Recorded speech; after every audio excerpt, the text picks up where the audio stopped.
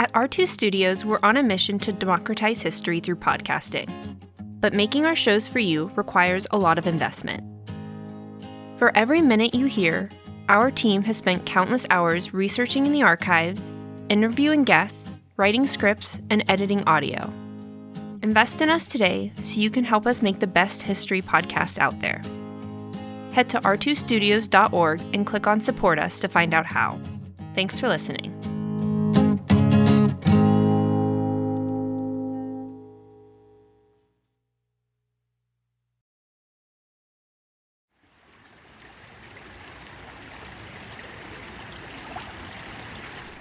Have you ever been hiking on the Appalachian Trail, stopped for a moment to look around, and wondered what was on the land before the trail passed through it?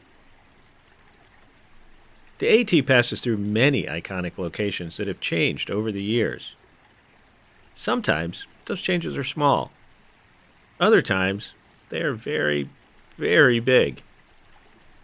For the small town of Fontana, North Carolina, one change meant taking on something every hiker needs out on the trail. Water. A lot of water.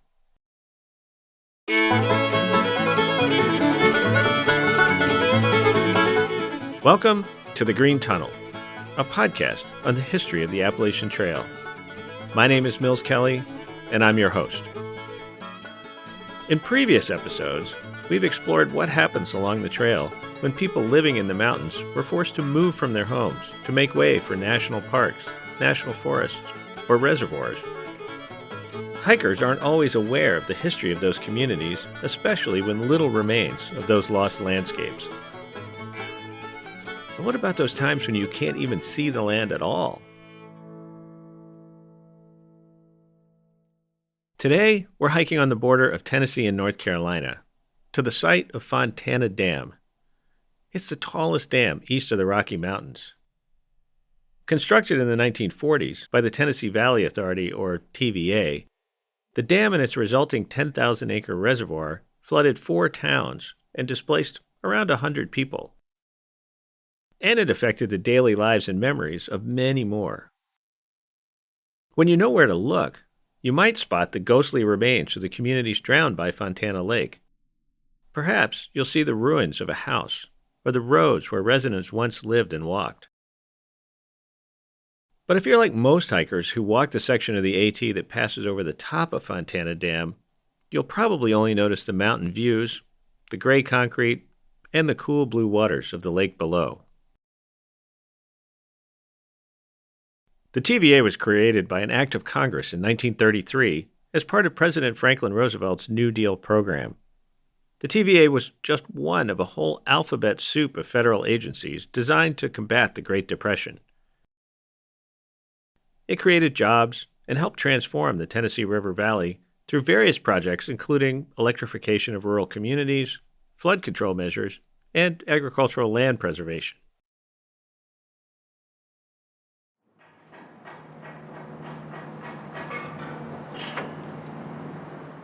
TVA engineers proposed constructing a new hydroelectric dam on the North Carolina-Tennessee border just outside the Great Smoky Mountains National Park.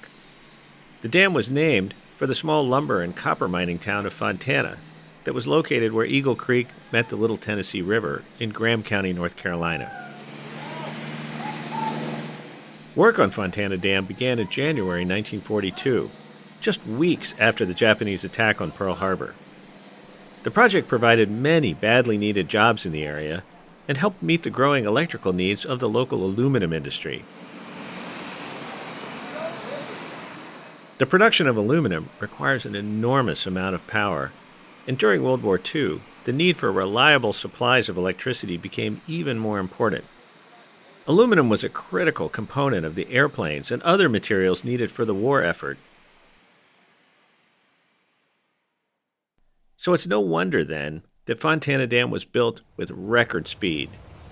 It was finished in November 1944, just shy of 3 years after the construction started. Fontana Dam contains 2.8 million cubic yards of concrete. On an average summer day, it produces about 304 megawatts of electricity. Think of it this way. The standard light bulb found in an American home is a 60-watt bulb. 1 megawatt is the equivalent of over 16,000 of those light bulbs. If you want to think a little bigger, 304 megawatts is enough to power about 10,500 modern houses every day.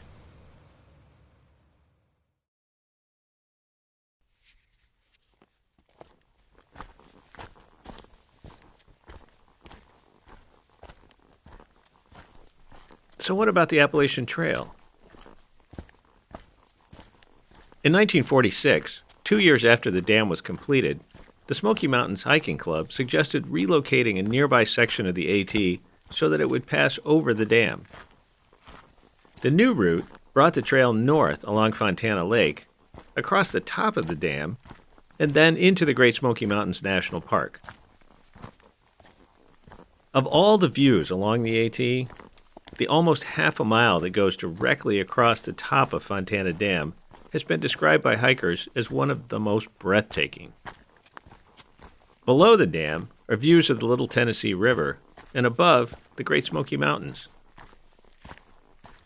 The dam has also become famous with long-distance hikers for the overnight shelter located nearby. Built in the 1980s, this shelter is commonly referred to as the Fontana Hilton. At this luxury shelter, you'll find many amenities, including ample sleeping space, recharging stations for electronics, flush toilets, and hot showers. But just don't expect turn-down service. Those staying at the Fontana Hilton are only a small portion of the more than 100,000 yearly visitors who come to hike and enjoy the amazing views. But what about the people of the original town of Fontana who were forced to relocate? It started animosity. They were against almost anything that was going to tear up their way of living. That was Commodore Casada, a lifelong resident of Bryson City, which is located upstream from Fontana Lake. In 2009, at the age of 100, he recorded an oral history with Western Carolina University. Commodore was 33 years old when work on the dam began. Nearly 70 years later, he still remembered how upset people were over relocation. I guess the old way of saying it was their feelings were hurt. They just felt like they were not having much of a part in it. They were just being pushed and had to go the way somebody else directed. I don't know why I would have a feeling on it, but that's the way I felt about it. I just never did like to be pushed around. I'd rather be led. While many of the people who had to move were upset, not everyone saw it as a bad thing. Like almost any question, there were two sides to it. Some people looked far better because they're going to have some jobs there for a good while. Other people were against it because they wanted to keep things as they were. And I'd say it was maybe an even split, which each side.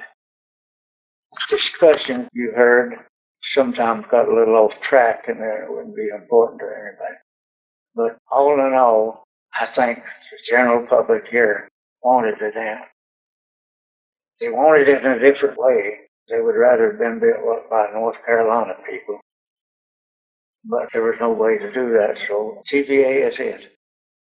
And I think people very well agreed to that. For Commodore and others, the construction of the Fontana Dam took some getting used to. There's a certain feeling that's just kind of a settled thing now. It's done and it's done. And nothing can be done about it now. It's just a moot subject. My feelings are that in some ways I liked it the way it was. I think if something stays just exactly like it is, eventually it will rot. And I think all in all it was probably good for North Carolina.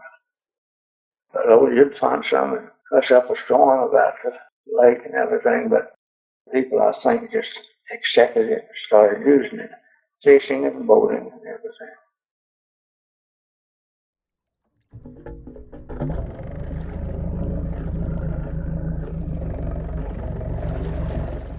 Today, the portion of the AT that crosses Fontana Dam is known for its beauty and recreation. Along this section of the AT, there is something for everyone. Scenic views, small town charm, and of course, plenty of trails to hike. And then there's the water. Fontana Lake is one of the deepest man-made lakes in the United States, with a maximum depth of 440 feet. And with a surface area of just over 10,000 acres, the lake also features about 240 miles of shoreline. Tourists flock to the area for its natural beauty, and it's popular for fishing and water sports. Fontana Dam and its lake are a great place to make new memories and stories to tell future generations. But it's important to remember the stories that remain hidden below. At Fontana Lake, physical remnants of the past are 400 feet below the surface. So next time you're walking across the dam or spending time on the lake, take a moment to peer into the depths of those cool blue waters and wonder, what lies beneath?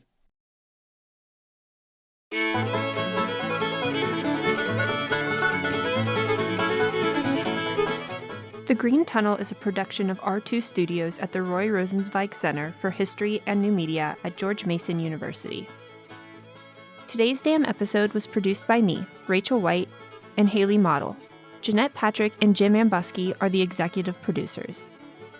Thank you to Western Carolina University's Hunter Library for allowing us to use the recording of Commodore Casada. That's it for today. Thanks for listening, and we'll see you again soon.